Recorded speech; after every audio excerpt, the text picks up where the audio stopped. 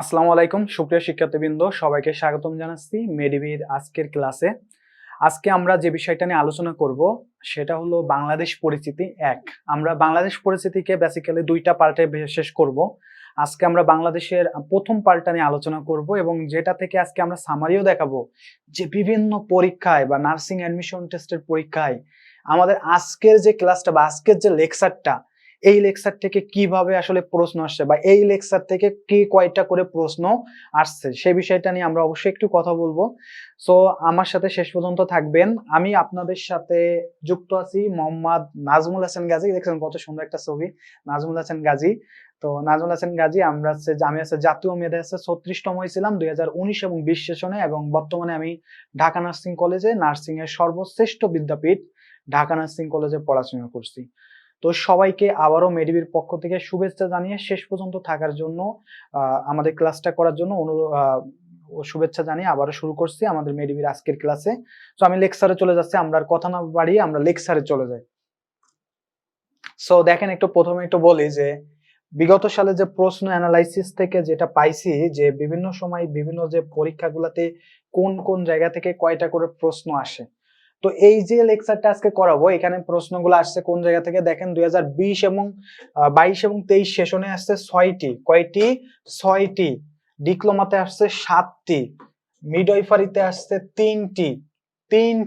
মানে চিন্তা করতে পারছেন যে 5-6টা যদি আপনি 1 ঘন্টা 1.5 ঘন্টা একটা ক্লাস করবেন, 1.5 ঘন্টার ক্লাসে আপনি 7টা প্রশ্ন কমন পাচ্ছেন, আপনি 6টা প্রশ্ন কমন পাচ্ছেন। মানে চিন্তা করে দেখেন যে আসলে কি পড়াবো যে এর মধ্যে কিন্তু আপনি কমন পাবেন। এরপরে 2021 এবং 22 সেশনে আসছে 4টি, বিএসসি তে আসে 4টি, ডিপ্লোমার মিডওয়াইফ তখন 1 ছিল, তখন আসছে মাত্র 5টি। কয়টি প্রশ্ন আসছে? 5টি। 2020 এবং 21 সেশনে বিএসসি তে প্রশ্ন আসছে 5টি, ডিপ্লোমার মিডওয়াইফে প্রশ্ন আসছে কিন্তু 7টি। মানে ক্যান ইমাজিন, মানে কয়টা দেখছেন? 7টি। মানে কি চিন্তা করা যায়, এত 7টি প্রশ্ন আসছে। 21 এবং 20 সেশনে বিএসসি তে প্রশ্ন আসছে 4টি, ডিপ্লোমাতে আসছে 4টি, মিডওয়াইফারিতে আসছে কিন্তু 5টি। তার মানে কমনলি কিন্তু এই যে সামারি থেকে কিন্তু বোঝা যাচ্ছে যে অ্যাটলিস্ট 5 থেকে 6টা করে প্রশ্ন প্রত্যেক বছর কিন্তু আসছে। তার মানে কি, এই যে ক্লাসটা আপনি করেন বা লেকচারটা আপনি আজকে যদি করেন, একেবারে সুন্দর করে 5 থেকে 6 মার্ক আপনার কিন্তু কমন আসছে। ওকে, সো আমরা কথা না বলে ক্লাসে শুরু করি। আমাদের আজকে যে টপিকটা আছে বাংলাদেশ পরিচিতি, প্রথম যে টপিক সেটা নিয়ে একটু কথা বলি। বাংলাদেশ, এই যে দেশটা 1971 সালে স্বাধীন হয় 16 ডিসেম্বর। তো বাংলাদেশের খুঁটিনাটি বিষয়গুলো নিয়ে একটু কথা হবে। সর্বপ্রথম আছে সাংবিধানিক নাম।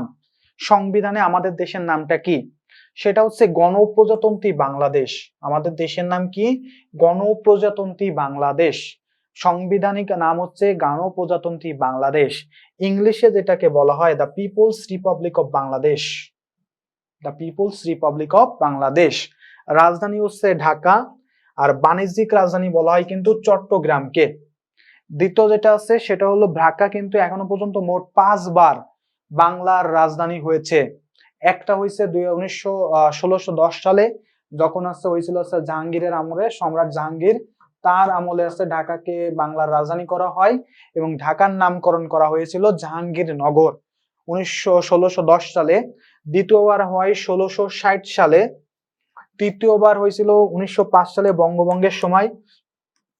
বঙ্গভঙ্গ লর্ড কার্জন করছিল, সেই বঙ্গভঙ্গ এর সময় একটা কাজ করছিল। বঙ্গভঙ্গ কিন্তু মুসলমানদের জন্য ভালো বা এই পূর্ব বাংলার মানুষের জন্য ভালো ছিল, বাট পশ্চিমবঙ্গের মানুষ এই বঙ্গভঙ্গটা চায় নাই, পূর্ববঙ্গ কিন্তু চাইছিল, কারণ ঢাকা তখন রাজধানী, ঢাকার একটা আধিপত্য সৃষ্টি হয়েছিল। বঙ্গভঙ্গের সময় হয়েছিল এবং 47-এ দেশভাগের সময় এবং 71-এ পাকিস্তান থেকে বাংলাদেশ নামক দেশ সৃষ্টি হওয়ার সময়। তাহলে ঢাকা মোট 5বার বাংলার রাজধানী হয়েছে, 1610, 1660, তারপর কত সালে? 1905, তারপর 1947, লাস্টে 1971 সালে। এরপরে যেটা আয়তনের দিক থেকে বাংলাদেশের আয়তন হচ্ছে 1,47,570 বর্গ কিলোমিটার। অ্যাকচুয়ালি এখনো পর্যন্ত নির্দিষ্ট আয়তন আসলে আমরা এখনো জানি না, বা এটা আসলে এখনো বলা যায় না, কারণ কোথাও দেখবা তুমি 1,47,610 বর্গ কিলোমিটার আছে, বাট অ্যাকচুয়ালি এই জিনিসটা আসলে আমাদের যখন আছে ছিটমহল চুক্তিটা হয় তখন এই জিনিসটা আসলে চলে আসে। তো এখন আসলে এই উত্তরটা দেওয়াটাই আমি মনে করি বোধগম্যভাবে সঠিক, তবে অধিকাংশ বইতে এখনো পর্যন্ত কারেক্ট করে নাই। আর আমাদের স্যাররা যে প্রশ্নগুলা করে, স্যাররা তো আর নিজেরা কিছু তৈরি করে না, স্যাররা একটা বই ধরে ওইখান থেকে যেটা উত্তর আসে ওইটাই পাতায় দেয়। তো যার কারণে আসলে আমি আর বেশি কিছু মানে রিস্ক নিতে চাচ্ছি না। রিস্ক না নিয়ে আমি আপনাদেরকে বলবো আপনারা সুন্দর করে গোছানো ওয়েতে মনের মধ্যে গেঁথে ফেলেন। রহিমের মা করিমের মার নাম মনের মধ্যে না গেতা, জান পাখিদের নাম না গাইতা, এই জিনিসটা গেঁথে ফেলেন, তাহলে দেশেরও ভালো আর সমাজেরও ভালো আর নিজের ক্যারিয়ারের উজ্জ্বল হবে। আর এটাকে মাইলে যখন বলা হয় তখন বলা হয় 56,977 মাইল। বিভাগ আছে কয়টি? আমাদের বিভাগ আছে 8টি। সর্বশেষ বিভাগ হচ্ছে ময়মনসিংহ, যেটা প্রতিষ্ঠিত হচ্ছে 14 সেপ্টেম্বর 2005 সালে। তো এই সেপ্টেম্বরে কত সালে প্রকাশিত হলো এটা বলা লাগবে না, প্রশ্ন আসবে আমাদের বিভাগ আছে কয়টি? আমাদের বিভাগ আছে 8টি। সর্বশেষ কোনটি? ময়মনসিংহ। Fine, that's fine. এরপরে চলে যাচ্ছি আমরা, আমাদের জেলা আছে 64টি। কয়টি আছে আমাদের জেলা? 64টি, এটা মনে রাখবেন। আর একটা জিনিস একটু বলে রাখি, আমাদের 65তম প্রস্তাবিত জেলা ভৈরব। 65তম প্রস্তাবিত জেলা হচ্ছে ভৈরব, এটা মনে রাখবেন, ভৈরব। 65তম প্রস্তাবিত জেলা হচ্ছে ভৈরব। আর হচ্ছে আমাদের যে বিভাগ বলছি না 8টি, 9 আর 10 নম্বর বিভাগ হবে হচ্ছে 9 আর 10 নম্বর, 10ম বিভাগ হবে 9 নম্বরের নাম হবে হচ্ছে মেঘনা, যেটা কুমিল্লা আর আছে নোয়াখালী নিয়ে হবে। আর 10মের নাম হচ্ছে পদ্মা, যেটা আছে ফরিদপুর, গোপালগঞ্জ, মাদারীপুর, শরীয়তপুর, এই কয়েকটা জেলা নিয়ে হবে। তাহলে কি কি বলছি? প্রস্তাবিত 65তম জেলা হচ্ছে ভৈরব, প্রস্তাবিত 9ম বিভাগ হচ্ছে মেঘনা, 10ম বিভাগ হচ্ছে পদ্মা। 10মকে পদ্মা। এরপর থানা আছে 610, 650, এটা বেশি একটা আসে না। উপজেলাটা খুব গুরুত্বপূর্ণ, এটা আসে, সেটা হচ্ছে উপজেলা আছে 495টি। 495টি উপজেলা আছে কয়টি? 495টি। পৌরসভা আছে 328টি। সিটি কর্পোরেশন আছে 12টি। সর্বশেষ হচ্ছে ময়মনসিংহ সিটি কর্পোরেশন, এটা হচ্ছে সর্বশেষ। ইউনিয়ন আছে 4571টি। তাহলে কি বলছি? জেলা আসে 64টি। জেলা 64টির মধ্যে 65 নম্বর যে প্রস্তাবিত জেলা নাম হচ্ছে ভৈরব। বিভাগ আছে 8টি, তার মধ্যে 9ম আর 10ম যে প্রস্তাবিত বিভাগ আসতেছে সেটা 9মের নাম হচ্ছে মেঘনা, 10মের নাম হবে হচ্ছে পদ্মা। এরপর যেটা আছে থানা 650, এটা বেশি একটা গুরুত্বপূর্ণ না। উপজেলা ইম্পর্টেন্ট, সেটা হচ্ছে 495। পৌরসভা 328, ইউনিয়ন আছে 4571, সিটি কর্পোরেশন আছে 12টি। 12টি। এখন আমি আরেকটা কথা একটু বলে রাখি, সেটা হচ্ছে আমি এটার পাশাপাশি একটু লিখে দিচ্ছি, বাংলাদেশের প্রথম ডিজিটাল জেলা, প্রথম ডিজিটাল জেলা হচ্ছে যশোর।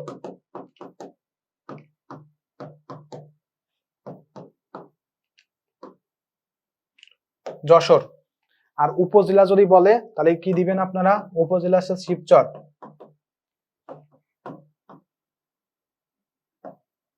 এটা হচ্ছে মাদারীপুরে অবস্থিত।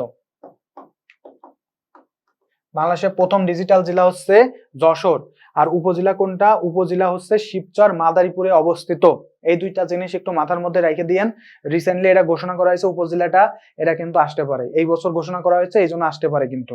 সো রিসেন্টলি যেহেতু ঘটনা, রিসেন্টলি ভাবে গুরুত্বপূর্ণ ভাবে মনে রাখতে হবে। এরপর হচ্ছে বাংলাদেশের মোট সীমানা।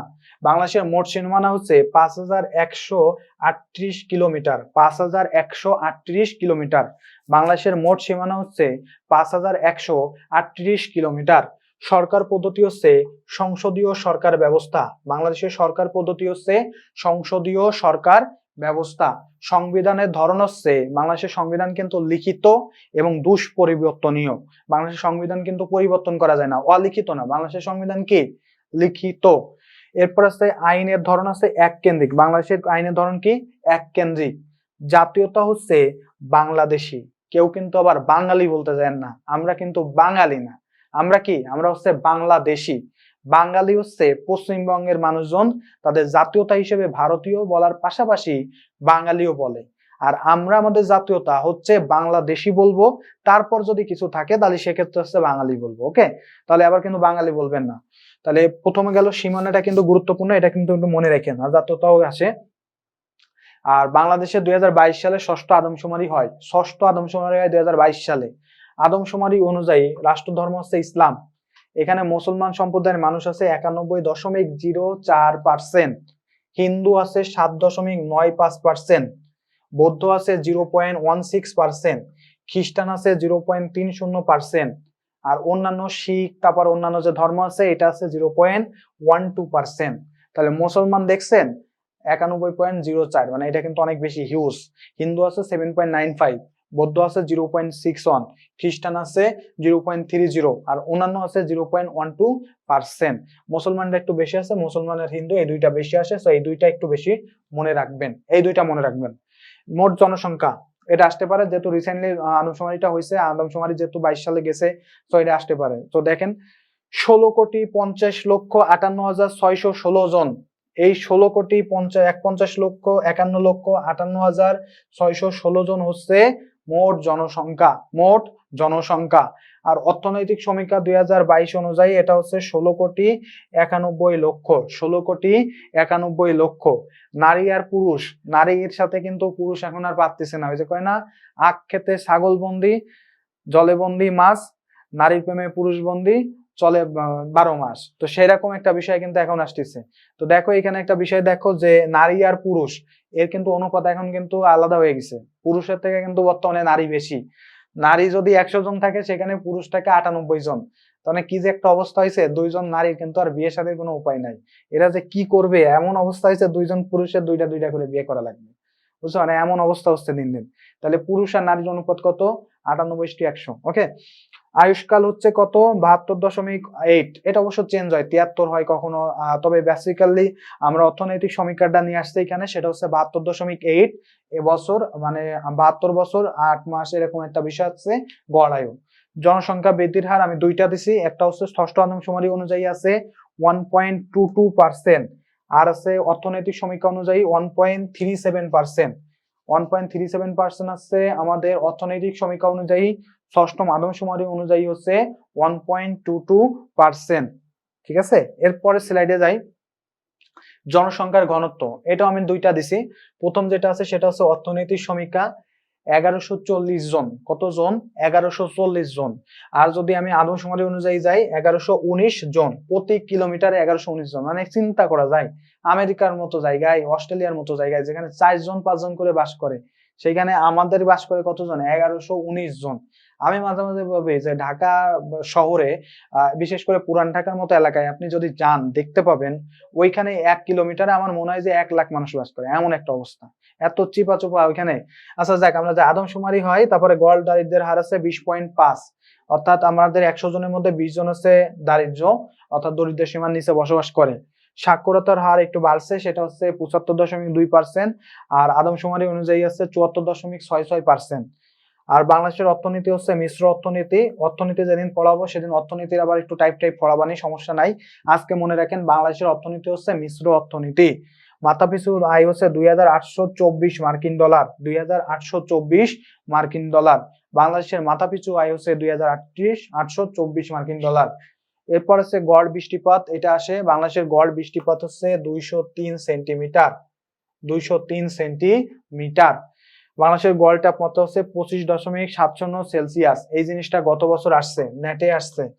গত বছর বলতে নেট 2022 2023 এই সেশনে কিন্তু আসছে, এই প্রশ্নটা নেটে আসছে। সো এটা কিন্তু জানতে হবে। 25.70, এটা অ্যাকচুয়ালি এখানে ছিল একাডেমিকলি 25 ছিল, আবার 26 ছিল। আসলে সঠিক উত্তর হবে 26। কি হবে? সঠিক উত্তর 26।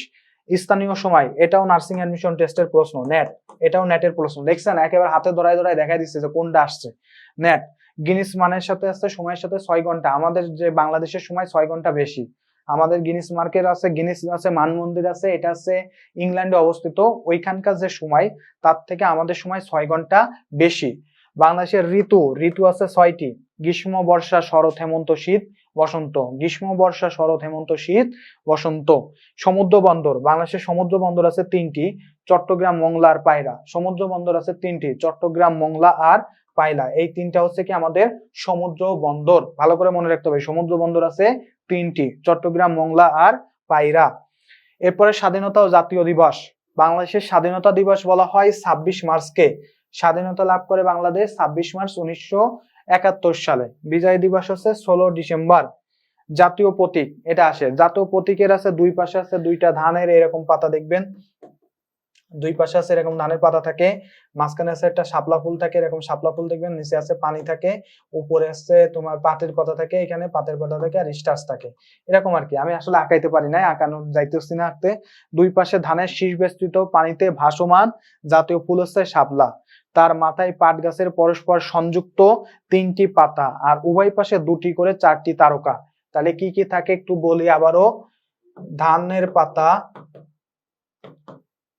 ধানের পাতা থাকে, তারপর থাকে আছে শাপলা ফুল, থাকে আছে পাট, আর থাকে আছে কি তারকা। তারকা আছে দুই পাশে, এই পাশে দুইটা এই পাশে দুইটা, মোট থাকে চারটা। তাহলে কি বলছি, দুই পাশে থাকে ধানের পাতা, মাঝখান থাকে একটা শাপলা ফুল, তারপর থাকে উপরে তিনটা করে পাট পাতা, আর নিচে থাকে আছে মানে মাথার দিকে থাকে দুইটা দুইটা করে চারটা তারকা। এটা হচ্ছে আমাদের এই বছরে মানে নার্সিং অ্যাডমিশন টেস্টে কিন্তু এই প্রশ্নটাও আসছে, নার্সিং অ্যাডমিশন টেস্টে এই প্রশ্নটাও কিন্তু আসছে, মনে রাখবেন এটা। কি কি থাকে তাইলে, ধানের পাতা, শাপলা, পাট, তারকা। এই প্রশ্নটাও কিন্তু নার্সিং অ্যাডমিশন টেস্টের প্রশ্ন। এরপরে যাই অবস্থান, সীমানা এবং আয়তন। তো বাংলাদেশের যে দক্ষিণ এশিয়ায় বাংলাদেশের অবস্থান হচ্ছে চতুর্থ। সবচেয়ে বেশি সীমানা কার, ভারতের, আফগানিস্তান, পাকিস্তান, তারপর বাংলাদেশ। তো এখন আমরা যাই, বাংলাদেশ হচ্ছে প্রথম, পাকিস্তান দ্বিতীয়, বা আফগানিস্তান তৃতীয়, চতুর্থ হচ্ছে বাংলাদেশ। আর বিশ্বের দিক থেকে বাংলাদেশের অবস্থান কত, 93। ভাইয়া কোন কোন জায়গায় লেখা রয়েছে 90, কোন কোন জায়গায় দেখবো আবার 95 লেখা রয়েছে, কেউ আবার পণ্ডিতি করে কবে 94। অ্যাকচুয়ালি সবগুলাই কারেক্ট, এটা আসলে সঠিক হিসাব কেউ দিতে পারে না।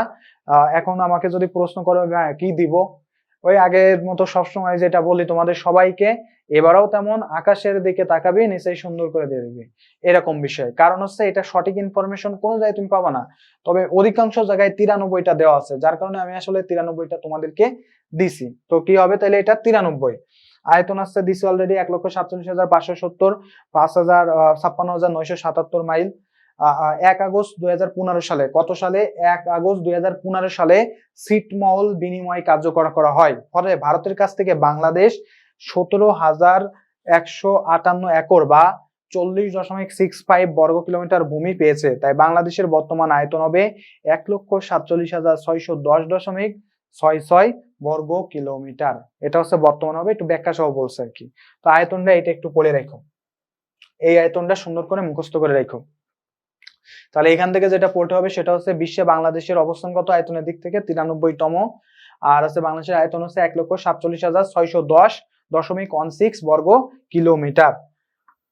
এরপর যাই, মোট সীমানা হচ্ছে 5,138 কিলোমিটার। এর মধ্যে স্থল সীমানা রয়েছে 4,427 কিলোমিটার, আর জল সীমানা রয়েছে 711 বা 716 কিলোমিটার। 716 বাংলাদেশের, কারণ কি এটা বাংলাদেশের পতাকা যদি আঁকাই, আমি জাস্ট একটু আঁকাই দিচ্ছি, এই পাশ দিয়ে আছে ভারত, এই পর্যন্ত সব আছে ভারত, আর এইদিকে থাকে আছে বঙ্গোপসাগর, আর এইটুখানি থাকে আছে মায়ানমার, এইটুখানি মায়ানমার, এটা হচ্ছে ভারত, ভারত, ঠিক আছে। আর এটা কি বঙ্গোপসাগর, বঙ্গোপসাগর। তো এই যে বঙ্গোপসাগর যে এলাকাটা রয়েছে এটা হচ্ছে কি হবে, এটা হচ্ছে 711 বা 716, 711টা হচ্ছে কারেক্ট বেশি। তো ভারতের সাথে সীমানা হচ্ছে 4,157, এটা কিন্তু একটু মনে রাখতে হবে, ভারতের সাথে সীমানা কত, 4,156 কিলোমিটার। আবার কোথাও কোথাও বিজেপির তথ্য মতে আবার কোথাও লেখা রয়েছে 3,711, এসব দরকার নাই। মায়ানমারের সাথে সীমানা হচ্ছে 271 কিলোমিটার, 271 কিলোমিটার। 4,156 কিলোমিটার আর 271, এই দুইটা কিন্তু বেশি ভালো করে মনে রাখতে হবে। তাহলে সীমানার মধ্যে ভারত আর মায়ানমারের সাথে আমাদের সীমানা রয়েছে কোন কোন দেশের, এটাও কিন্তু নার্সিং অ্যাডমিশন টেস্টের প্রশ্ন। বাংলাদেশের সীমানা আছে কোন কোন দেশের সাথে, ভারত আর মায়ানমারের সাথে। ভারতের সাথে সীমানা আছে 4,156 কিলোমিটার, মায়ানমারের সাথে সীমানা আছে 271 কিলোমিটার।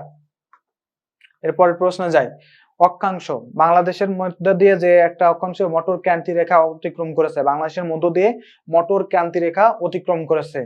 অক্ষাংশটা কি, 20 ডিগ্রি 34 মিনিট থেকে 26 ডিগ্রি 38 মিনিট উত্তর অক্ষাংশ, এবং 88 ডিগ্রি 01 মিনিট থেকে 92 ডিগ্রি 41 মিনিট পূর্ব দ্রাঘিমাংশ রেখায় অবস্থিত। অবস্থানটা গুরুত্বপূর্ণ, অবস্থানটা সবাই সুন্দর করে পড়ে ফেলবেন, সবাই সুন্দর করে পড়বেন। এরপর সীমানা, বাংলাদেশের পূর্বে থাকে ভারতের আসাম। যদি আমি একটু আঁকাই আবার মানচিত্রটা, কি আঁকাইলাম, তো বাংলাদেশের মানচিত্রটা একটু আঁকাই। তো ধরেন যে এটাই আছে বাংলাদেশের মানচিত্র। তো বাংলাদেশের মানচিত্রের পূর্বে থাকে কি, বাংলাদেশের পূর্বে থাকে হচ্ছে আসাম। কি থাকে? পূর্বে থাকে আসাম। পূর্বে আসাম থাকে মানে বলতে কি বুঝাচ্ছে? আর আছে ত্রিপুরা রাজ্য, মিজোরাম রাজ্য আর মায়ানমার। আর পশ্চিমে থাকে পশ্চিমবঙ্গ।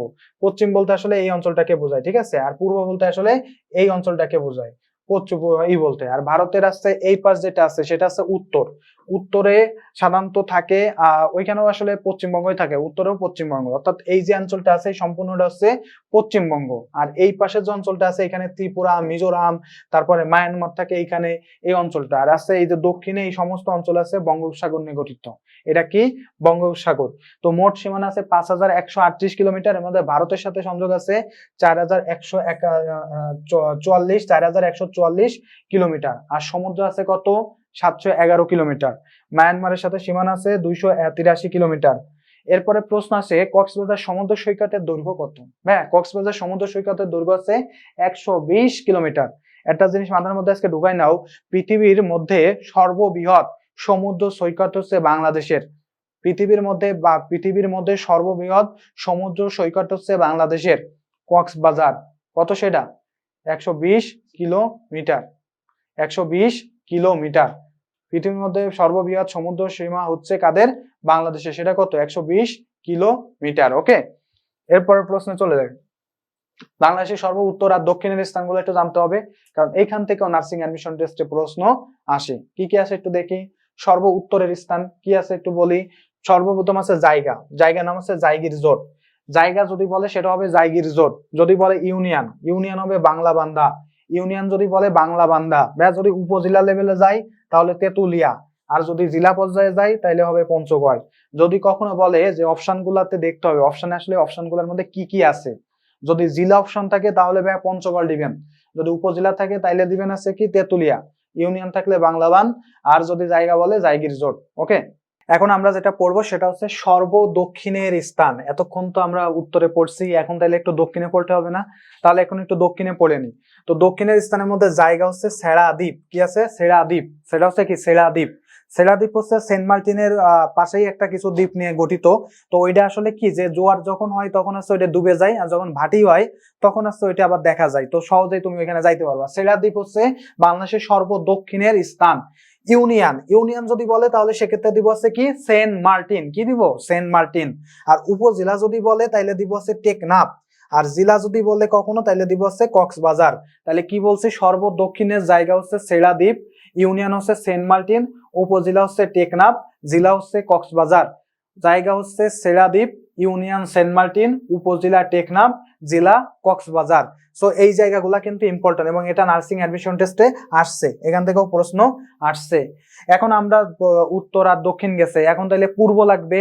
পূর্ব জায়গাটা হচ্ছে আখান উঠোং। আখান উঠোং নাম দেখেই বোঝা যাচ্ছে বান্দরবান এলাকার লোক। আখান উঠোং। উপজেলা হচ্ছে থানসি, জেলা হচ্ছে কি? বান্দরবান। জেলার নাম কি? বান্দরবান। আঠাং উঠোং হচ্ছে জায়গা, উপজেলা থানসি, জেলা হচ্ছে বান্দরবান। এরপর আছে সর্বপশ্চিমের স্থান। পূর্ব গেছে, পশ্চিম পড়তে হবে। পশ্চিমের জায়গার নাম হচ্ছে মোনাকষা। মোনাকষা। আর হচ্ছে উপজেলা কোনটি? শিবগঞ্জ। এটা কি হবে? শিবগঞ্জ। একটু আগে কিন্তু শিবচর পড়াইছিলাম, শিবচর। শিবচর, শিবচর এটা হচ্ছে মাদারীপুরে অবস্থিত। আর হচ্ছে শিবপুর। শিবপুর সাধারণত হচ্ছে ওইটা হচ্ছে নরসিংদীতে অবস্থিত। শিবপুর সাধারণত শিবপুর আছে নরসিংদীতে অবস্থিত। আর হচ্ছে যেটা বলছে যে শিবচর, এটা হচ্ছে মাদারীপুরে অবস্থিত, মনে রাখবেন। এরপর আছে চাঁপাইনবাবগঞ্জ জেলা। আসলে মনকষা জায়গা, শিবগঞ্জ আছে উপজেলা, আর জেলার নাম হচ্ছে চাঁপাইনবাবগঞ্জ। এই চারটা যে স্পেস বলছি, উত্তর, দক্ষিণ, পূর্ব, পশ্চিম, চারটা স্পেস থেকে প্রত্যেক বছরই একটা না একটা আসে। সো যেহেতু আসে সেই জন্য কিন্তু চারটাই খুব মনোযোগ সহকারে সুন্দর করে হৃদয়ে গেঁথে ফেলেন, একেবারে সুন্দর করে হৃদয়ে গেঁথে ফেলেন। আর ভুট্টো সাহেবের কথা শুনে যদি হৃদয়ে না গাঁটেন তাইলে কিন্তু আবার সমস্যা। সো মনের মধ্যে রাইখে ফেলেন একেবারে। এরপরে চলে যাচ্ছি, উত্তর পশ্চিম কোণের থানা হচ্ছে তেতুলিয়া। উত্তর পশ্চিম কোণ বলতে বাংলাদেশের ওই যে মাথার দিকে যেটা থাকে আর কি, এই আছে বাংলাদেশের পতাকা হলে এই মাথার দিকে যেটা থাকে সেটা হচ্ছে কি? তেতুলিয়া। উত্তর পূর্ব কোণের থানা হচ্ছে জকিগঞ্জ। এই যে উত্তর পূর্ব বলতে এইখানকার থানা হচ্ছে জকিগঞ্জ। পূর্ব দক্ষিণ কোণের থানা হচ্ছে টেকনাফ। এই যে এইখানকার থানা হচ্ছে টেকনাফ। আর হচ্ছে আমাদের দক্ষিণ পশ্চিম কোণের থানা, আমি যেখানে থাকি দক্ষিণ পশ্চিম, এটা হচ্ছে কি? শ্যামগঞ্জ। শ্যামনগর, শ্যামনগর। তাহলে উত্তর পশ্চিম কোণের থানা হচ্ছে তেতুলিয়া, উত্তর পূর্ব কোণের থানা হচ্ছে জকিগঞ্জ, দক্ষিণ পূর্ব কোণের থানা হচ্ছে টেকনাফ, আর দক্ষিণ পশ্চিম কোণের থানা হচ্ছে শ্যামনগর। সো এই জিনিসটা কিন্তু মাথার মধ্যে রাখতে হবে, এটা খুবই গুরুত্বপূর্ণ একটা প্রশ্ন। ওকে, সো এরপরে আমি আমার পরবর্তী টপিকে চলে যাই, কি আছে দেখি। এরপর আছে জনসংখ্যার দিক থেকে বাংলাদেশের ছোট বড়। বাংলাদেশের জনসংখ্যার দিক থেকে আসলে ছোট বড় কি আছে বিষয়টা একটু দেখতে হবে। তো জনসংখ্যার দিক থেকে বাংলাদেশের বিভাগগুলোর মধ্যে যে 8টা বিভাগ আছে এর মধ্যে সব থেকে ছোট বিভাগ হচ্ছে সিলেট। এটা হচ্ছে জনসংখ্যার দিক থেকে সবচেয়ে কম জনসংখ্যা আছে সিলেটে। আর সবচেয়ে বেশি জনসংখ্যা পাওয়া যায় কোথায়? ঢাকাতে। জনসংখ্যার দিক থেকে জেলার ভিতরে সব থেকে কম জনসংখ্যা সমৃদ্ধ জেলা হচ্ছে বান্দরবান, আর সব থেকে বেশি হচ্ছে ঢাকার। সব থেকে বেশি কার? ঢাকার। উপজেলার ভিতরে সবচেয়ে ছোট হচ্ছে থানচি বান্দরবান, আর বড় হচ্ছে সাভার ঢাকা। সাভার ঢাকা। থানা হচ্ছে সব থেকে ছোট হচ্ছে বিমানবন্দর ঢাকা, এখানে জনসংখ্যা সবচেয়ে কম। জনসংখ্যা সবচেয়ে কম কোথায়? বিমানবন্দর ঢাকা, কারণ ওই এলাকায় আসলে খুব বেশি একটা মানুষ বসবাস করে না। আর বড় কোনটা? বেগমগঞ্জ ঢাকা। বেগমগঞ্জ ঢাকায় সব থেকে বেশি মানুষ বসবাস করে। তাহলে কি কি বলছে আবার একটু বলি। বিভাগে সবচেয়ে ছোট হচ্ছে সিলেট, বড় ঢাকা। জেলায় বান্দরবান, বড় হচ্ছে ঢাকা। উপজেলায় থানচি সাভার বান্দরবান, বড় হচ্ছে সাভার ঢাকা। থানা হচ্ছে বিমানবন্দর ঢাকা, বড় হচ্ছে বেগমগঞ্জ ঢাকা। ওকে, এখন জনসংখ্যার পরে আয়তনেরও তো একটা ব্যাপার আছে, আয়তনটা পড়তে হবে। আয়তনে ছোট বড় কি একটু দেখি। বিভাগের মধ্যে আয়তনে ছোট হচ্ছে, সব থেকে ছোট হচ্ছে ময়মনসিংহ, আর সবচেয়ে বড় হচ্ছে চট্টগ্রাম। সবচেয়ে বড় কে? চট্টগ্রাম। জেলার ভিতর সবচেয়ে বড় হচ্ছে নারায়ণগঞ্জ, আর সবচেয়ে বড় হচ্ছে রাঙ্গামাটি। সবচেয়ে ছোট হচ্ছে নারায়ণগঞ্জ। তাহলে কি বলছি? বিভাগের মধ্যে সবচেয়ে ছোট ময়মনসিংহ, বড় হচ্ছে চট্টগ্রাম। বড় হচ্ছে চট্টগ্রাম। আর সবচেয়ে ছোট জেলা হচ্ছে নারায়ণগঞ্জ, বড় হচ্ছে রাঙ্গামাটি। অনেকে কিন্তু মেহেরপুর বলে, আমি কিন্তু বলে দিচ্ছি মেহেরপুর বললে কিন্তু ভুল হবে। মেহেরপুর কিন্তু সবচেয়ে ছোট না, সবচেয়ে ছোট হচ্ছে নারায়ণগঞ্জ, মনে রাখতে হবে। সোনারগাঁয়ের নারায়ণগঞ্জ। আর বড় কোনটা? রাঙ্গামাটি। উপজেলার মধ্যে সবচেয়ে ছোট হচ্ছে বন্দর, নারায়ণগঞ্জ হচ্ছে সবচেয়ে ছোট। আর সবচেয়ে বড় থানা প্লাস উপজেলা দুইটাই হচ্ছে শ্যামনগর, সাতক্ষীরা। শ্যামনগর, সাতক্ষীরা। থানার মধ্যে সবচেয়ে ছোট আছে ওয়ারি থানা। আর সবচেয়ে বড় কোনটা? শ্যামনগর, একটু আগেই বলছি শ্যামনগর। তাহলে বোঝা গেছে আয়তনে বাংলাদেশের ছোট আর বড় কোনটা। ওকে, তো আমরা পরবর্তীতে যাই, দেখি কি আছে। জাতীয় প্রতীক, পতাকা, সঙ্গীত ও অনন্য। বাংলাদেশের ভাষা কি? বাংলাদেশের ভাষা হচ্ছে বাংলা। বাংলাদেশের ভাষা বাংলা। জাতীয় সঙ্গীত কি? আমার সোনার বাংলা আমি তোমায় ভালোবাসি। এই জাতীয় সঙ্গীতের আছে এটা হচ্ছে গীতবিতান, একটা কাব্যগ্রন্থ আছে রবীন্দ্রনাথ ঠাকুরের, সেই কাব্যগ্রন্থ থেকে নেওয়া। এর 10টা চরণ হচ্ছে আমাদের জাতীয় সঙ্গীত করা হয়েছে। আর রাষ্ট্রীয় অনুষ্ঠানে বাঁচানো হয়েছে 4 চরণ। জাতীয় অনুষ্ঠানে বাঁচানো হয় কয় চরণ? 4 চরণ। জাতীয় পাখির নাম হচ্ছে দোয়েল। জাতীয় ফুল কি? জাতীয় ফুল হচ্ছে শাপলা, এগুলো কিন্তু আসতে পারে। জাতীয় পশু হচ্ছে রয়্যাল বেঙ্গল টাইগার। জাতীয় বন হচ্ছে সুন্দরবন। সুন্দরবন। আরেকটা কথা বলে রাখি, বাংলাদেশের ফুসফুস বলা হয় কিন্তু সুন্দরবনকে। বাংলাদেশের ফুসফুস কি? সুন্দরবন। বাংলাদেশের ফুসফুস সুন্দরবন। আর এর সাথে আর একটা জানতে হবে, সেটা হচ্ছে বাংলাদেশের ফুসফুস বুঝলাম, কিন্তু এখন যদি বলি পৃথিবীর ফুসফুস কি ভাইয়া? পৃথিবীর ফুসফুস হচ্ছে অ্যামাজন বন। অ্যামাজন বন হচ্ছে পৃথিবীর ফুসফুস। পৃথিবীর যে সালোক সংশ্লেষণ বা অক্সিজেন তৈরি, তার কিন্তু প্রায় 60 থেকে 70% কিন্তু অ্যামাজন বনের বৃক্ষরা করে, যেটা ব্রাজিলে। তবে দিন দিন আসলে ডিফরেস্টেশনের কারণে এইসব বন কিন্তু উজান হয়ে যাচ্ছে। তাহলে পৃথিবীর ফুসফুস হচ্ছে অ্যামাজন বন। বাংলাদেশের ফুসফুস কাকে বলা হয়? সুন্দরবনকে। কাকে বলা হয়? সুন্দরবনকে। ওকে, এরপরে চলে যাচ্ছি আমরা। জাতীয় বৃক্ষ হচ্ছে আমাদের আম গাছ। জাতীয় সংবাদ সংস্থা হচ্ছে বাসস, বাংলাদেশ সংবাদ সংস্থা, বাসস। ঠিক আছে। জাতীয় ফল হচ্ছে কাঁঠাল। কি হবে? কাঁঠাল। জাতীয় মাছ হচ্ছে ইলিশ। এই জিনিসগুলা কিন্তু জাতীয় জিনিস, এবং এই জিনিসগুলা কিন্তু জানতে হবে। তো বৃক্ষর ক্ষেত্রে একটু বলি, অনেকে আবার ভাবে ভাইয়া আম গাছ না, এটা হবে কি? কাঁঠাল গাছ। এটা কি ভাবে অনেকে? কাঁঠাল গাছ, কিন্তু এটা কিন্তু কাঁঠাল গাছ না। আমাদের জাতীয় বৃক্ষ হচ্ছে আম গাছ। আম গাছ। জাতীয় ফল হচ্ছে কাঁঠাল, বাট বৃক্ষ কিন্তু আম গাছ।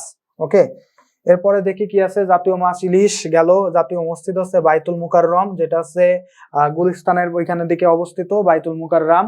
জাতীয় বিমানবন্দর হচ্ছে হযরত শাহজালাল আন্তর্জাতিক বিমানবন্দর। হযরত শাহজালাল আন্তর্জাতিক বিমানবন্দর। জাতীয় কবি হচ্ছে কাজী নজরুল ইসলাম। বাংলাদেশে স্বাধীন হওয়ার পর 1972 সালে জাতীয় কবি কাজী নজরুল ইসলামকে বাংলাদেশে আনা হয়, আর তার নাগরিকত্ব কিন্তু দেওয়া হয়েছিল। জাতীয় কবি কাজী নজরুল ইসলামের নাগরিকত্ব দেওয়া হয় কিন্তু 1976 সালে। ওকে, এটা একটু পড়ে রেখো। জাতীয় কবির নাগরিকত্ব, বাংলাদেশি নাগরিকত্ব দেওয়া হয় 1976 সালে। এরপরে যাই, জাতীয় খেলা হচ্ছে আমাদের কাবাডি। জাতীয় স্মৃতিসৌধ হচ্ছে সম্মিলিত প্রয়াস। সম্মিলিত প্রয়াস, এটা কিন্তু মনে রাখতে হবে। সৈয়দ তানভীর আহমেদের আছে সম্মিলিত প্রয়াস। এরপর হচ্ছে জাতীয় স্বাধীনতা দিবস হচ্ছে 26 মার্চ, এটা রাখতে হবে। জাতীয় প্রতীক, উভয় পাশে ধানের শীষ বেষ্টিত পানিতে ভাসমান জাতীয় ফুল। শাপলা তার মাথায়, পাট গাছের পরস্পর সংযুক্ত 3টি পাতা, উভয় পাশে 2টি করে তারকা, মোট 4টি। এটা অলরেডি পড়াইছে, এটা আমি আর বলতেছি না। তবে যেটা পড়তে হবে, জাতীয় প্রতীকের ডিজাইনার হচ্ছেন কামরুল হাসান। জাতীয় প্রতীকের ডিজাইনার কে? কামরুল হাসান। জাতীয় প্রতীকের ব্যবহারের অধিকার রয়েছে রাষ্ট্রপতি আর হচ্ছে প্রধানমন্ত্রীর। জাতীয় প্রতীক ডিজাইনের অধিকার রয়েছে রাষ্ট্রপতি আর হচ্ছে প্রধানমন্ত্রীর। বাংলাদেশের রাষ্ট্রীয় মনোগ্রামের ডিজাইনার কিন্তু এ.এন.এ সাহা। এ.এন.এ সাহা। এখানে একটা জিনিস মনে রাখতে হবে, জাতীয় প্রতীক আর জাতীয় পতাকা, এই দুইটার ডিজাইনার হচ্ছে কামরুল হাসান। জাতীয় পতাকা আর জাতীয় প্রতীক দুইটারই ডিজাইনার হচ্ছে কামরুল হাসান। বাট আমাদের যে মনোগ্রাম আছে, মনোগ্রামের ডিজাইনার হচ্ছে এ.এন.এ সাহা। আর স্বাধীন বাংলাদেশ হওয়ার পর মানচিত্র খচিত প্রথম যে জাতীয় পতাকা ছিল, তার ডিজাইনার ছিল হচ্ছে শিবনারায়ণ দাস। কে ছিল? শিবনারায়ণ দাস। ওকে, এরপরেরটাই যাই, যে বাংলাদেশের জাতীয় পতাকা 1971 সালে স্বাধীনতা যুদ্ধের উপর ভিত্তি করে জাতীয় পতাকা নির্ধারণ করা হয়। তখনকার লাল বৃত্তের মাঝে ছিল মানচিত্র, যেটার ডিজাইনার ছিলেন আছে শিবনারায়ণ দাস। বাংলাদেশের জাতীয় পতাকার নকশা তৈরি করেন শিবনারায়ণ দাস। মানচিত্র খচিত বাংলাদেশের প্রথম জাতীয় পতাকার ডিজাইনার হচ্ছে শিবনারায়ণ দাস। বাংলাদেশের জাতীয় পতাকা প্রথম উত্তোলন করা হয় 2 মার্চ 1971 সালে ঢাকার কলা ভবনে। আসমা আব্দুর রব কে করেন? আসমা আব্দুর রব।